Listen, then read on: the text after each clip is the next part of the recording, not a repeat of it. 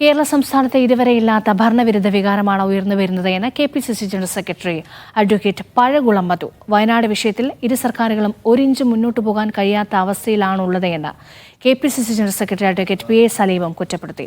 റിയാദിൽ വിളിച്ചു ചേർത്ത വാർത്താ സമ്മേളനത്തിലാണ് ഇടതു ഭരണത്തിനെതിരെ ഇരുവരും ആരോപണം ഉന്നയിച്ചത്. സംസ്ഥാനത്തിന്റെ താൽപര്യങ്ങൾ പൂർണ്ണമായും ബലികഴിച്ചുകൊണ്ടുള്ള ഭരണമാണ് നടന്നുകൊണ്ടിരിക്കുന്നത്. അഴിമതിയിലൂടെ പണം വാരിക്കൂട്ടുക എന്ന ഏകലക്ഷ്യമാണ് പിണറായിക്കുള്ളതെന്നും KPCC general secretary advocate Pazhakulam Madhu കുറ്റപ്പെടുത്തി. ടീകോം കരാറുകളടക്കം ഇതിന് ഉദാഹരണമാണെന്നും അദ്ദേഹം ചൂണ്ടിക്കാട്ടി. അഴിമതിയിലൂടെ പണം വാരിക്കൂട്ടുക എന്ന ഏക ലക്ഷ്യമാണ് പിണറായി വിജയനെ മുൻപോട്ട് നയിക്കുന്നത്.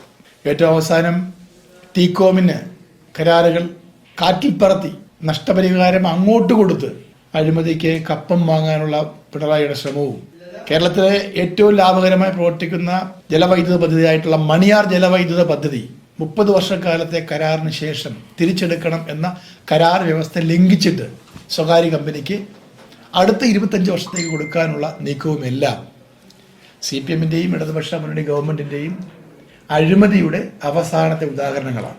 വയനാട് വിഷയത്തിൽ ഇരു സർക്കാരുകളും ഒരിഞ്ച് മുന്നോട്ട് പോകാൻ കഴിയാത്ത അവസ്ഥയിലാണുള്ളതെന്ന് KPCC general secretary advocate PA സലീമും കുറ്റപ്പെടുത്തി. ഇരു സർക്കാരുകളും പരസ്പരം പഴിചാരി മുന്നോട്ട് പോവുകയാണ്. BJPക്കും ഇടതുപക്ഷത്തിനും ഒരേ മുഖമാണെന്നും അദ്ദേഹം ആക്ഷേപിച്ചു. വയനാട് ദുരന്തം കഴിഞ്ഞിട്ട് മാസങ്ങൾ പിന്നിട്ടും കേരള സർക്കാരിനോ കേന്ദ്ര സർക്കാരിനോ പരസ്പരം പഴിചാരിക്കൊണ്ട് ഒരിഞ്ച് മുമ്പോട്ട് പോകാൻ കഴിയാത്ത ഒരു സാഹചര്യമാണ് നമ്മുടെ മുമ്പിലുള്ളത്.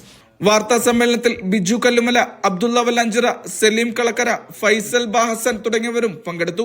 Vishal Cherpulassery, media 1, Riyadh.